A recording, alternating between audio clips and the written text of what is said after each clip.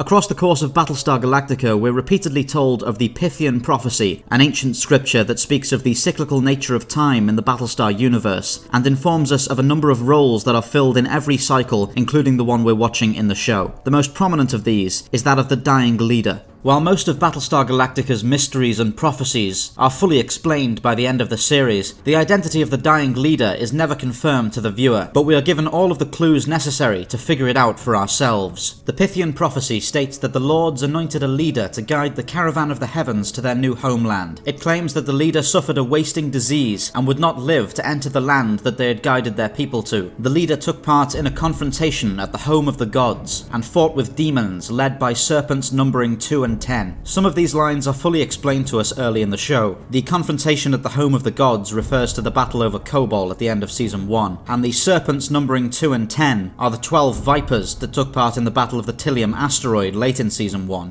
With this in mind, we can reach some potential conclusions for the identity of the Dying Leader, but none of them quite fit the prophecy perfectly. Kara Thrace was responsible for leading humanity both to the original and the second Earth, and the Dying Leader element of the prophecy might be applied to the fact that she had technically died in season 3 and may well have been acting as a messenger figure throughout season 4. This is confused by the fact that Kara did not take part in the battle featuring the 12 Vipers, and though she had technically died before reaching the so-called Promised Land, she never suffered anything resembling a wasting disease. Another possibility is Samuel Anders, whose mortal injuries and later hybridization in Season 4 could certainly be interpreted as a wasting disease. Anders led 2 separate resistance movements on both Caprica and New Caprica, and held a position among the final 5 Cylons. He also died having not set foot on Earth, as he led the Galactica and the rest of the fleet into the Sun. This option is again confused by the fact that Anders was not present for the battle featuring the 12 Vipers, nor was he present for the confrontation at the home of the gods. He was also fairly uninvolved in leading humanity to Earth, only joining the voyage halfway through and relying on Starbuck's coordinates as much as anyone else in the final episode. Certainly the most obvious candidate for the role of Dying Leader is that of Laura Roslin, a person who believes herself to be fulfilling this role for her entire story on screen. Roslin obviously suffered a wasting disease and held a position as president of the colonies, leading humanity to its destination. Roslin was also present for both the 12 Vipers incident and the confrontation at the home of the gods. It was even her who successfully interpreted the meaning of the 12 Vipers prophecy in the wake of the battle of the Tilium asteroid. Crucially, however, Roslin did live to see the so-called Promised Land, dying only hours after setting foot on the second Earth for the first time. This seems to invalidate perhaps the most significant statement of the Pythian Prophecy, that the Dying Leader would not live to see the land they had led their people to. So if none of these candidates are the Dying Leader, then who is? Who led the caravan of the heavens across the years of their voyage? Who fought demons led by serpents numbering 2 and 10, and took part in a confrontation at the home of the gods? Who knew the truth of the Opera House and suffered a wasting disease that would ensure they never saw the land they led their people to? The answer is deceptively simple.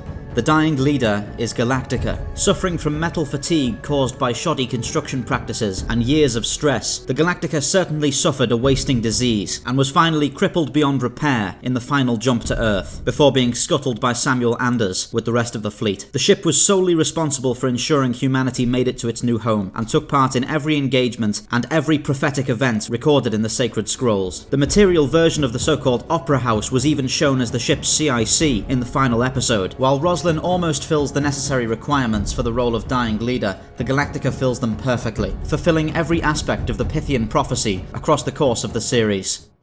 Thank you for watching Spacedock. Please remember to like, subscribe and share for more science fiction spacecraft summaries. If you enjoy the channel, why not consider pledging your support on Patreon? For just $1 a month, you'll be able to access the Spacedock schedule to see what's coming up.